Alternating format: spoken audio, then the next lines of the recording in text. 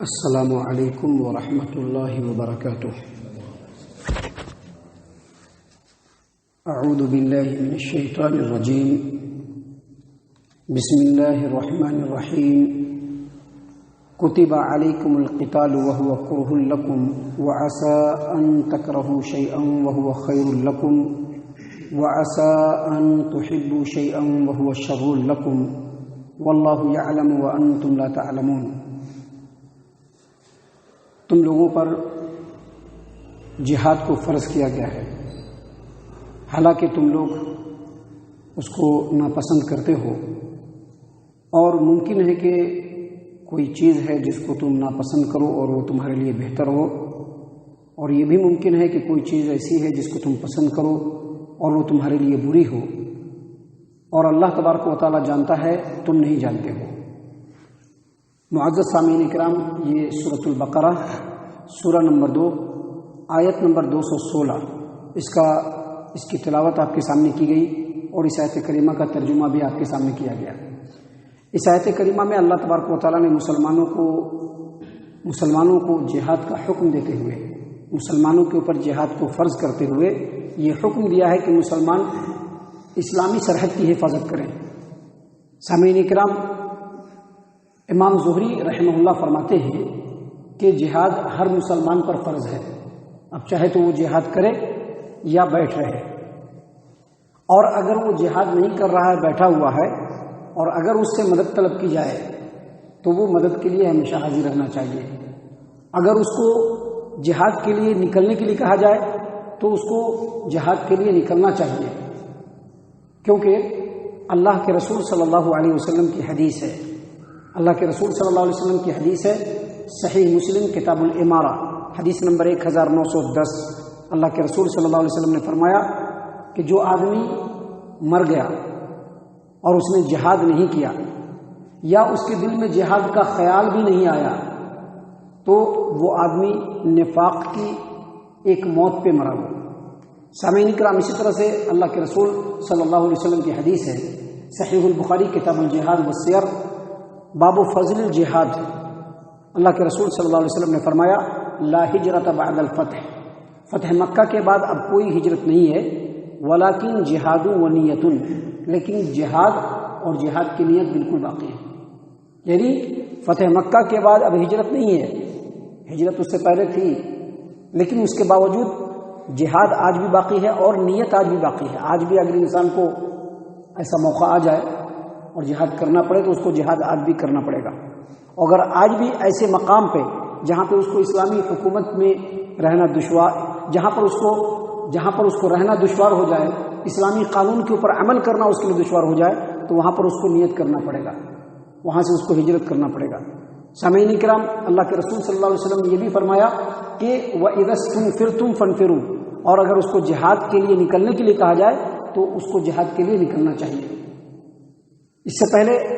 سورۃ البقرہ آیت نمبر 193 کی تفسیر کرتے ہوئے ہم نے آپ کے سامنے یہ بتلایا تھا کہ جہاد کسی بھی مسلمان پر ایسے ہی فرض نہیں ہو جاتا ہے، بلکہ اس کے لیے چند کنڈیشن ہے۔ سب سے پہلی بات یہ کہ اسلامی مملکت، اس میں جہاد، اس کے لیے 3 کنڈیشن ہے۔ پہلی کنڈیشن یہ کہ سیلف ڈیفنس کے لیے جہاد کرنا ہے، یعنی اگر اپنے جان پر بنائے یا مسلمان قوم کی جان پہ بنائے تو ایسے وقت میں مسلمان قوم کے اوپر جہاد کرنا فرض ہو جاتا ہے۔ یا پھر ایک اسلامی مملکت ہے اور اس مملکت کی سرحد کے اوپر دشمن حملہ آور ہو رہے ہیں تو اس وقت جہاد کرنا فرض ہو جاتا ہے۔ پہلا کنڈیشن یہ۔ دوسرا کنڈیشن یہ ہے کہ اگر کسی علاقے میں مسلمان ہیں اور ان مسلمانوں کے اوپر ظلم و ستم کو بالکل ڈھا دیا گیا ہے، اور وہ سارے کے سارے مسلمان جو ہیں، جس میں ہر طرح کے مسلمان ہیں، بوڑھے بھی ہیں، جوان بھی ہیں، بچے بھی ہیں، اور وہ بالکل مظلومانہ حالت میں ہیں، ان کو ستایا جا رہا ہے اور اسلام کے حکموں پر ان کو عمل کرنے سے روکا جا رہا ہے، ایسے وقت میں اگر وہ مدد کے لیے پکاریں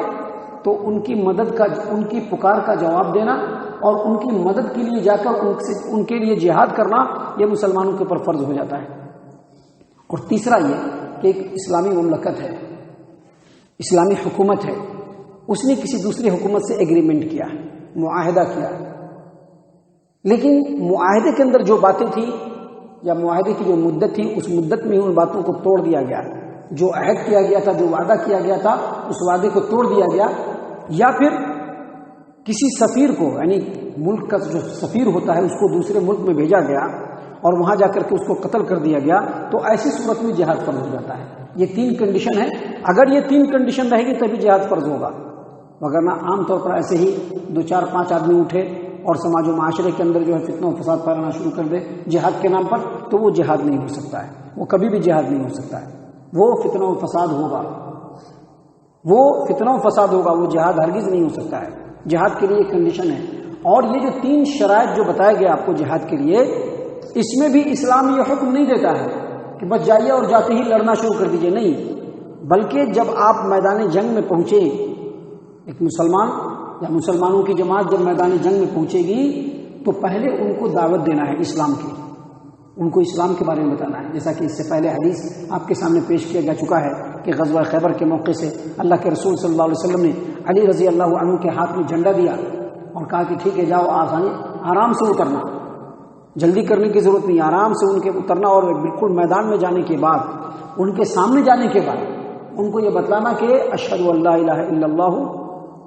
وحدہ لا شریک لہ واشہد ان محمدا عبدہ ورسولہ، یعنی ان کو یہ بتلانا کہ وہ گواہی دے، کس بات کی گواہی دے؟